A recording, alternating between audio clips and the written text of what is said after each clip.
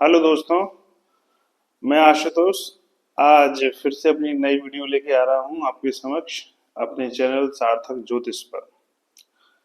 पिछली सारी बहुत सारी वीडियो मैंने बनाई है। आप लोग कम देखते हैं वीडियो और उससे कम सब्सक्राइब करते हैं। ज़्यादा देखेंगे तो ज़्यादा सब्सक्राइब करेंगे तो मुझे मोटिवेशन मिलेगा, मैं और ज़्यादा अच्छी वीडियो आपके समक्ष लेके आऊँगा। वीडियो बताने का जो तरीका है वो थोड़ा पुराना हो सकता है, लेकिन धीरे धीरे उसमें सुधार करूँगा। लेकिन आप वीडियो देखें, सब्सक्राइब करें। चलिए आज आपके समक्ष ये वीडियो लेके आया हूँ। वीडियो का जो टॉपिक है थोड़ा अनकॉमन है। आप जनरली ऐसी वीडियो देखते नहीं हैं।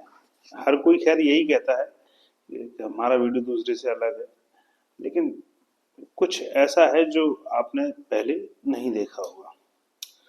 हम रोज अपनी वीडियो में आते हैं और आपको कुंडली बना देते हैं और फिर दिखाते हैं कि भाई कुंडली में ये है वो है, लेकिन बहुत सारे लोग ऐसे होंगे जिनके मन में ये प्रश्न होता होगा कि कुंडली भाई ऐसी ही क्यों बनाई जाती है, आना भी चाहिए।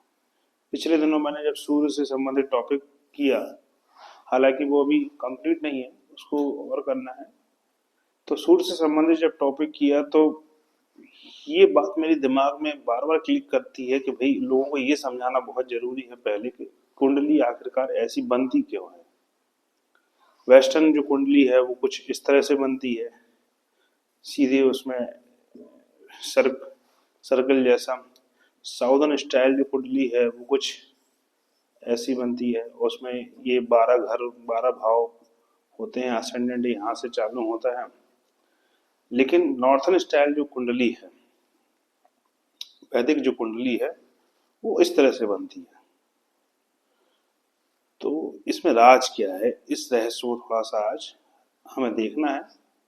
एक वीडियो में नहीं हो पाएगा, लेकिन आज प्रारंभ कुछ करते हैं, ठीक है। तो जनरली आप कुंडली जो है वो ऐसी ही देखते हैं। अब थोड़ा सा इस कुंडली में मैं सुधार करना, कुछ संशोधन करूंगा।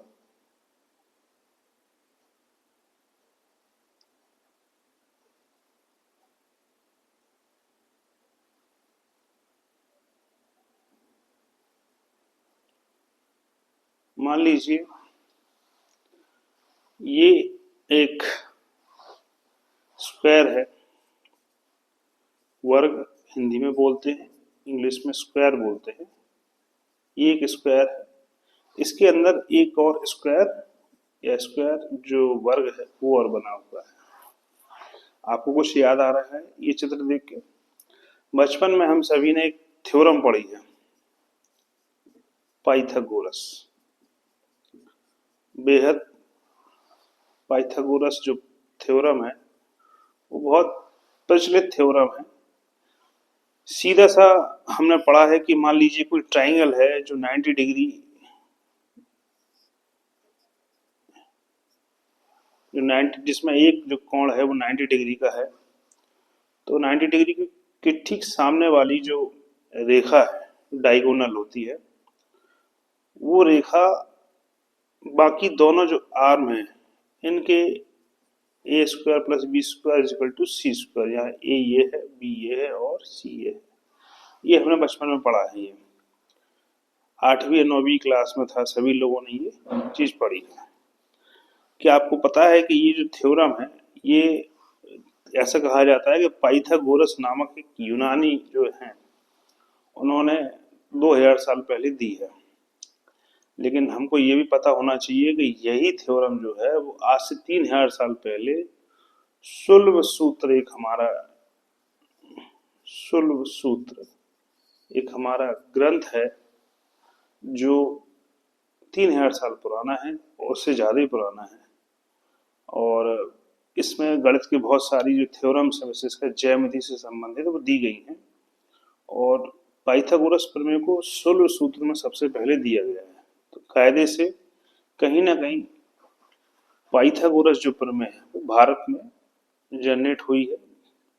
लेकिन माना यह जाता है कि पाइथागोरस नामक जो यूनानी है उन्होंने इसको डेवलप की। खैर हमारा मुद्दा वो नहीं है, हम वापस अपनी कुंडली पे आते हैं। मान लीजिए ये कोई ट्रायंगल है ये ए है, ये बी है और ये सी है। ऐसे ही ये ए है, ये बी है और ये सी है। ऐसे ही ये ए है, ये बी है और ये सी है। ए है, ये बी है और ये सी है। बी प्लस ए, बी प्लस ए, बी प्लस ए, बी प्लस ए। तो चारों भुजाएं कैसी हुई? बराबर। इसलिए हम जानते हैं वर्ग की चारों भुजाएं कैसी होती हैं? बराबर। स्क्वायर 4। तो ये बाहर स्क्वायर हो गया, क्योंकि अंदर का जो स्क्वायर है उसकी भी सारी जो आर्म्स हैं, साइड्स हैं, वो भी सी हैं, तो ये भी बराबर है। तो कहने का मुद्दा ये है कि A square plus B square is equal to C square, यानी कि ये जो सी स्क्वायर है, मतलब ये जो वर्ग है, कहने का मतलब ये है, ये जो वर्ग है ये कहीं ना कहीं 1, 2, 3, 4, इन चारों जो बाकी बचे जो घर हैं इनके बराबर एरिया का है।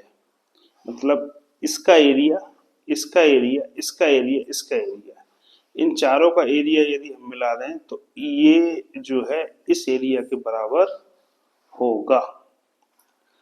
अब हम अपनी जनरल जो कुंडली है उस पे आते हैं।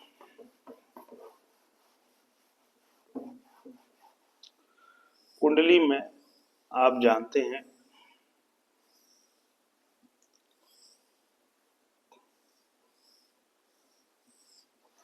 12 भाव होते हैं। ये 1, 2, 3, 4, 5, 6, 7, 8, 9, 10,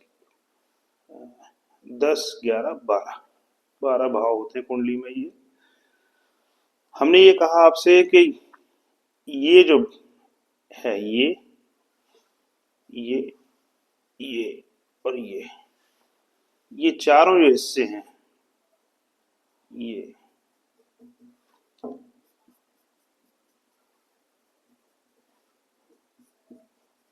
इनका एरिया अंदर के एरिया के बराबर होगा। ये हमने इस प्रमेय में आपको बताया। ठीक है, तो आप कहेंगे भाई इसमें तो 8 भाव बनते हैं, 1, 2, 3, 4, 5, 6, 7, 8, अंदर तो केवल 4 भाव हैं।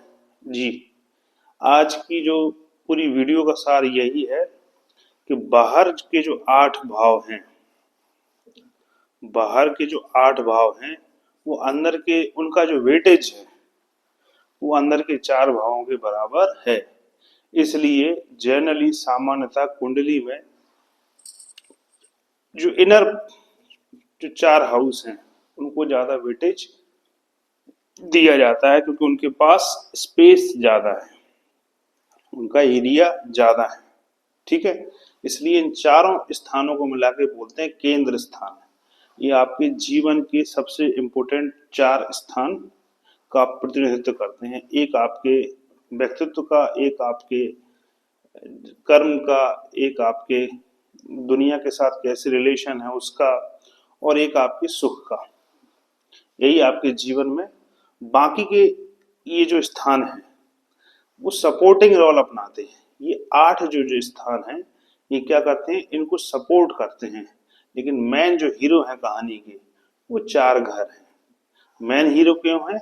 मैंने आपसे बोला ये जो एक घर है वो 2 घरों के बराबर है। ये एक घर 2 घरों के, एक घर ये 2 घरों के बराबर स्ट्रेंथ रखता है। इसलिए मेन जो हीरो है आपकी कहानी में ये 4 घर ही, 1, 2, 3, 4। इसलिए केंद्र स्थान को हमेशा क्या दी जाती है? तवज्जो दी जाती है। आज की वीडियो मेरी आपको कैसी लगी हो सकता है समझ में ना आई हो, लेकिन कोई दिक्कत बात नहीं है। अगली वीडियो में फिर हो सकता है इसी टॉपिक से जुड़ी हुई बनाऊं और गहराई में जाऊं। तो लाइक करें, सब्सक्राइब करें। Thank you.